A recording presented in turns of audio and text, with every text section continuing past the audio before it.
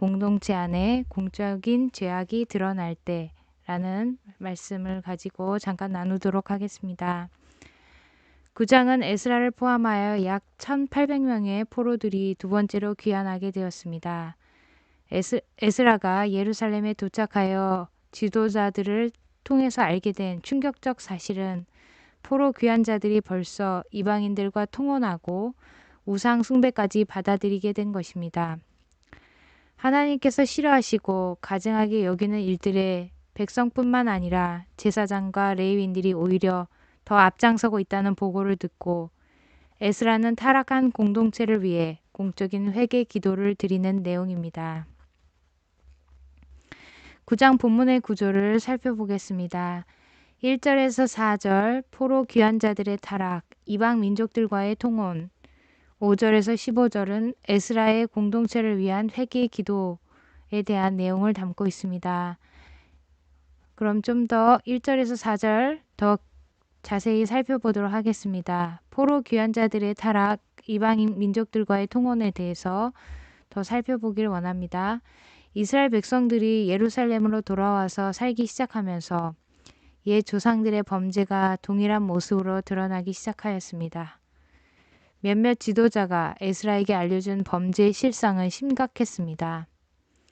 1절 이 일 후에 방백들이 내게 나와 이르되 이스라엘 백성과 제사장들과 레위 사람들이 이 땅 백성들에게서 떠나지 아니하고 가나안 사람들과 헷 사람들과 브리스 사람들과 여부스 사람들과 암몬 사람들과 모압 사람들과 애굽 사람들과 아모리 사람들의 가증한 일을 행하여 그들의 딸을 맞이하여 아내와 며느리로 삼아 거룩한 자손이 그 지방 사람들과 서로 섞이게 하는데 방백들과 고관들이 이 죄에 더욱 으뜸이 되었다 하는지라. 그 땅에 살던 이방 백성들과 교역관계와 혼인관계를 맺기 시작한 것입니다. 이스라엘 선민이 가나안 사람들과 혼인하는 것이 부당한 이유는 무엇일까요? 이 일은 율법과 선지자가 금하는 일입니다. 이방인과의 혼인은 하나님과의 언약관계를 부정하는 것으로 단순한 부부관계를 넘어 신앙적 배교, 즉 가증한 일입니다. 주변 혼합신앙을 가진 사마리아화가 된 것입니다. 오늘날로 말하면 거룩한 교회가 타락한 세상처럼 변질된 것입니다. 예수님을 닮아가는 교회가 아니라 세상을 닮아가는 타락한 교회가 된 것입니다. 따라서 순수한 신앙이 더럽혀졌죠. 신앙의 전수의 실패를 가져올 수밖에 없게 된 것입니다. 이것은 오늘날 교회가 바른 성경적 가르침과 말씀을 붙들지 않고 세상의 인기와 성공에 영합해서 양적 비대와 물질적 부요로 나가는 것입니다.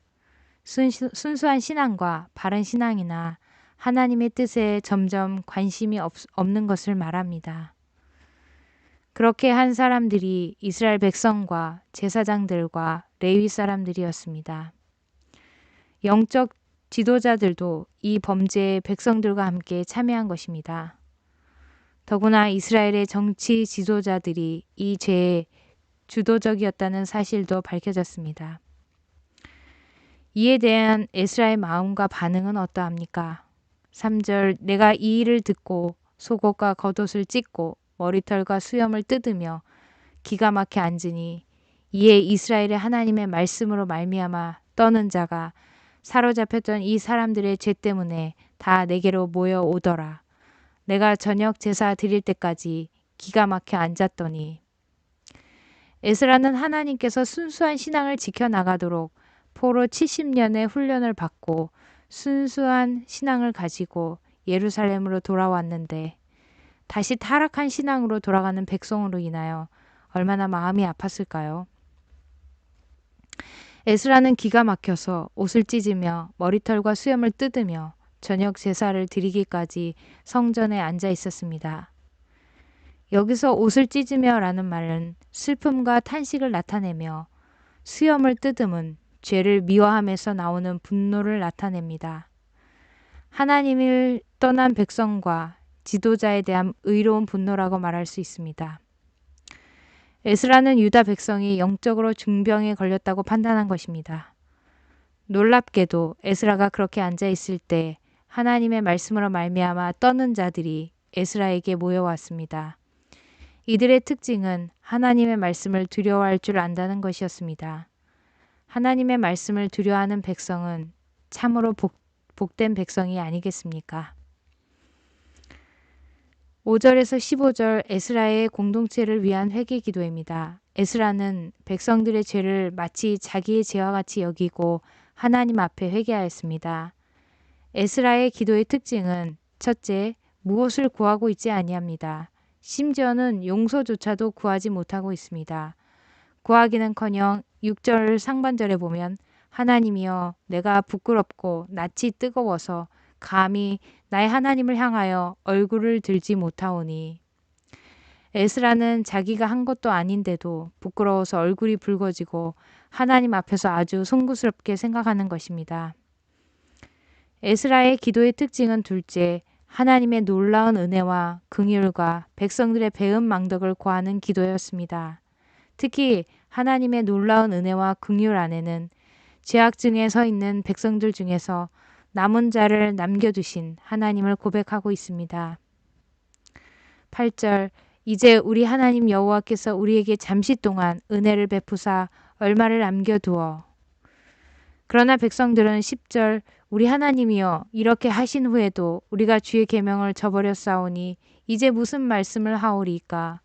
13절 우리 악한 행실과 큰 죄로 말미암아 이 모든 일을 당하였사오나 우리 하나님이 우리 죄악보다 형벌을 가볍게 하시고 이만큼 백성을 남겨주셨사오니.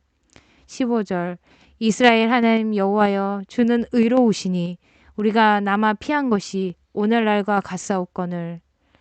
이처럼 남겨두심은 성경 전체를 관통하고 있는 하나님의 은혜와 긍휼인 것입니다. 하나님께서 백성의 범죄로 인하여 진노 중에서라도 언제나 그루터기를 남겨두셨습니다.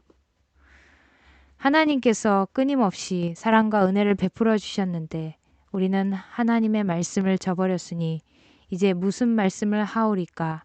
입이 만 개라도 드릴 말씀이 없습니다. 이것이 바로 공동체의 지도자의 태도입니다. 우리가 하나님께서 나아갈 때, 신앙 공동체의 지도자로서 나아갈 때, 가정의 부모로서 하나님께 나아갈 때 자기에게 그럴 만한 자격이 있고 당연한 권리라도 있는 양 주장하듯 하는 것은 바른 기도 자세는 아닌 것입니다. 사랑하는 성도 여러분, 오늘날 우리가 에스라 9장처럼 옷을 찢고 머리털과 수염을 뜯으면서도 아무리 몸부림쳐 보아도 인간의 행위로는 구원 얻을 수가 없습니다. 그럼 어떻게 타락한 공동체가 회복될 수 있을까요? 그것은 우리의 죄를 대신 담당하시고 십자가 지신 예수 그리스도를 믿음으로 우리의 죄의 세력과 마귀의 세력을 물리치신 예수 그리스도를 믿음으로 되어지는 것입니다. 이 예수 그리스도의 십자가의 복음이 죄를 더 짓도록 하는 것이 아니라 더욱 죄를 미워하게 합니다. 예수 그리스도께서 나의 죄를 위하여 우리 공동체의 죄를 위하여 죽으심을 알기에 우리는 더욱 예수 그리스도를 사랑하게 됩니다. 우리를 위해 대속 제물이 되신 예수님을 더욱 기쁘게 함으로 죄를 미워하고 구별되고 거룩한 삶을 살아가게 되는 것입니다.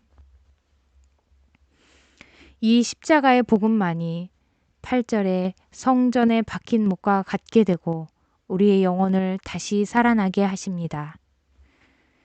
죄인된 우리를 위해 예수 그리스도의 십자가의 대속적 복음을 믿고 붙잡을 때 예수 그리스도는 9절에 우리의 울타리가 되어주십니다. 우리가 십자가의 복음을 붙들 때 사탄이 우리를 이기거나 무너뜨릴 수 없습니다. 우리가 이 복음 안에, 복음교회 공동체 안에 있을 때 눈에 보이지 않는 하나님의 보호막이 우리를 덮기 때문에 사탄의 유혹과 핍박이 우리를 비껴가거나 우리가 이겨가게 됩니다. 이것 자체가 우리에게 엄청난 복입니다. 돈을 많이 벌고 세상에서 성공하는 것만 중요한 것이 아니라 마귀의 유혹과 시험을 비껴가는 것이 더 큰 복입니다. 우리가 마귀의 유혹과 공격을 이길 수 있으면 다른 것은 얼마든지 이겨낼 수 있습니다. 이 시대의 자녀와 다음 세대의 순수한 신앙을 전수하는 그루터기가 되시기를 축복합니다. 기도하겠습니다. 하나님 아버지, 교회에 에스라와 같은 지도자들을 세워 주시옵소서. 또한 우리 자신이 하나님의 말씀으로 말미암아 떠는 자들이 되게 하옵시고, 교회 안에 공적인 범죄가 드러날 때 먼저 하나님 앞에 나아가 회개하는 심령들이 되게 하여 주시옵소서.